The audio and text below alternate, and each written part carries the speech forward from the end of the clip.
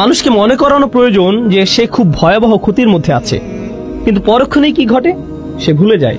আপনি খুতবা শুনেন, আপনাকে স্মরণ করানো হয়, আপনার চিন্তা আসে আর আপনি ভাবেন ভাই আমার কাজের ব্যাপারে সচেতন হওয়া প্রয়োজন। আর যখন আপনি মসজিদের পার্কিং এ হয়তো কোনো গাড়ি দেখলেন, আপনি সব ভুলে গেলেন। ইনসান, আল্লাহ মানুষকে এই পৃথিবীতে পাঠানোর আগে এই মানুষের ব্যাপারে এটা বলে দিয়েছেন, আলাস্তু বিরব্বিকুম ক্বালু বালা শাহিদনা। সূরা আরাফে তিনি বলেন, আমি কি তোমাদের প্রভু নই? আমরা বলেছিলাম হ্যাঁ অবশ্যই আপনি আমাদের প্রভু, আমরাই এর সাক্ষী। আমরা পৃথিবীতে আসার আগেই আল্লাহকে এই সাক্ষী দিয়ে এসেছি যে তিনি আমাদের প্রভু। আর এখন আমরা ভুলে গিয়েছি, আমাদের মনে নেই, আমরা লা ইলাহা ইল্লাল্লাহ বলার গুরুত্ব হারিয়ে ফেলেছি। মুহাম্মদ রাসূলুল্লাহ সাল্লাল্লাহু আলাইহি সাল্লাম এই বলার শক্তি হারিয়ে ফেলেছি, আমরা ভুলেই গেছি। সুতরাং ইনসান শব্দটি এখানে ফার্দদের সমর্থক হিসেবে এসেছে, আলাদা ব্যক্তি। আর নাফস লোকটি, কিছু শব্দ আছে যেগুলো সমর্থক, আল বাশার মানুষ, আর নাস, কিন্তু এখানে এসেছে ইনসান। এর দুইটা তাৎপর্য আছে, একটা হলো আমাদের ভুলে যাওয়ার প্রতি ইঙ্গিত, আর দ্বিতীয় হলো ইনসান শব্দটি দিয়ে আলাদা ব্যক্তি বোঝায়, যা হলো ইসমে জিন্স। এর মাহাত্ম্য হলো এই শব্দটি দিয়ে দুটি বিষয় বোঝানো হচ্ছে, এটা সমগ্র মানব জাতিকে সম্পৃক্ত করে, আবার একই সাথে এটা একক বোঝায়। এখানে শিক্ষণীয় একটা বিষয় আছে। ইনসান শব্দটির ব্যাপারে ছোট একটা বিষয় বলে আজকে শেষ করবো ইনশাআল্লাহ। তা হচ্ছে দায়িত্বের ব্যাপ্তি নিয়ে। মনোবিজ্ঞানে দায়িত্বের ব্যাপ্তি বলে একটা কথা আছে। এখানে যারা আছেন আমি আপনাদের সহজ করে বাড়ির উদাহরণ বা একটা ক্লাসরুমের উদাহরণ দিব। আমার বাসায় আমার বাচ্চারা আছে, আলহামদুলিল্লাহ আমার 5 জন সন্তান আছে। তারা সারা বাড়ি ছুটাছুটি করে। আমি যখন বাসা থেকে বের হয়ে যাই তখন যদি বলি দুষ্টুমি করো না, এটা বলে যদি দরজা বন্ধ করে দিই, আমি শুধু বললাম দুষ্টুমি করো না, তারা কি দুষ্টুমি করবে না? করবে। এটাই হচ্ছে দায়িত্বের ব্যাপ্তি। কিন্তু আমি দরজা খুলে যদি বলি হুসনা তোমার বোনকে জ্বালাবে না, ওয়ালিয়া দেয়ালে আঁকবে না, হুদা চিৎকার করবে না, আহমদ ঘুমাতে যাও, আমি যদি নির্দিষ্ট করে বলি, তাহলে কি তারা তাদের দায়িত্বের ব্যাপারে বেশি সচেতন হবে না? অবশ্যই। যদি আমি সাধারণভাবে বলি তাহলে কি হবে, এটা নিশ্চয়ই অন্য কারো ব্যাপারে বলছে, তাহলে আমি ঠিক আছি। বুঝতে পারছেন? শিক্ষক ক্লাসে বললেন, ছাত্ররা হয়তো অনেক চেঁচামেচি করছে, শিক্ষক বললেন সবাই চুপ করো, সবাই কি চুপ করবে? কিন্তু শিক্ষক যদি একজনকে নির্দিষ্ট করে বলেন, বাকিদের জন্য উদাহরণ তৈরি করেন, সবার চিৎকার বন্ধ। বলে রাখি, শিক্ষকদের জন্য এটা একটা ভালো পরামর্শ। আপনি একজনকে বলবেন, করিম তুমি কি এভাবে কথা বলতেই থাকবে?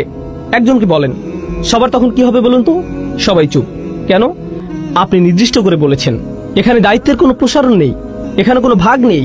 আর বেশিরভাগ সময় যখন কাউকে দায়িত্ব দেয়া হয়, সে ভাবে এটা গুরুত্বপূর্ণ, কিন্তু অবশ্যই অন্য কেউ আছে যে এটা করতে পারে।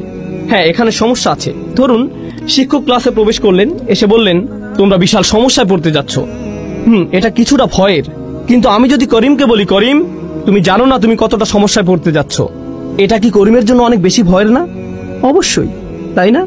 তাহলে এখানে যদি বলা হতো ইন্নান নাস আলা ফি খুসর, মানুষ ক্ষতির মধ্যে আছে, এটা একরকম। কিন্তু এখানে এসেছে ইন্নাল ইনসানা লাফি খুসর, প্রত্যেক এক এবং একক আলাদা ব্যক্তি ক্ষতির মধ্যে নিমজ্জিত আছে। তাহলে যখন কেউ এই আয়াতটি শুনবে, তার কার ব্যাপারে ভাবা উচিত? তার নিজের ব্যাপারেই।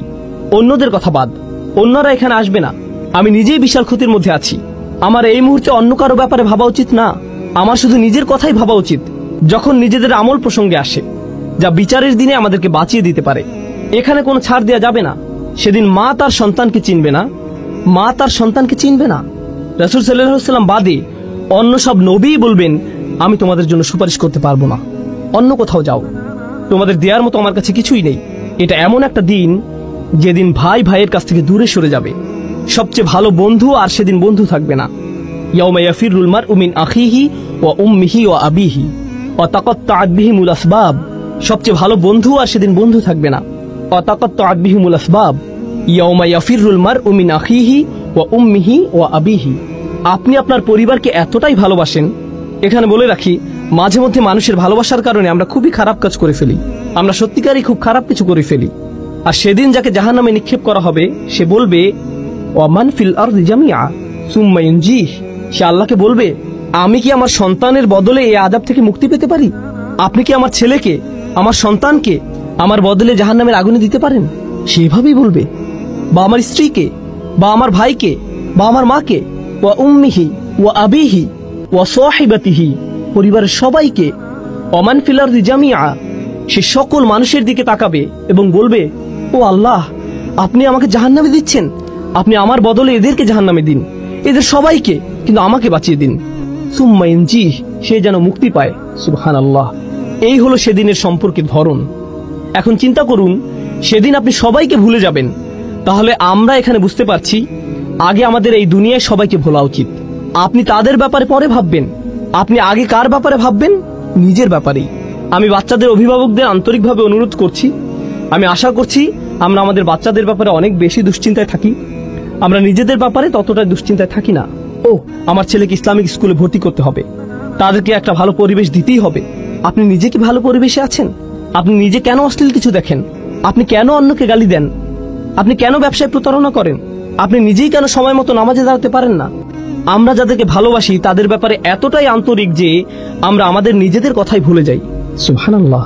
আপনি কি তাকে এটা বলতে পারেন? সেটা বলতে পারেন?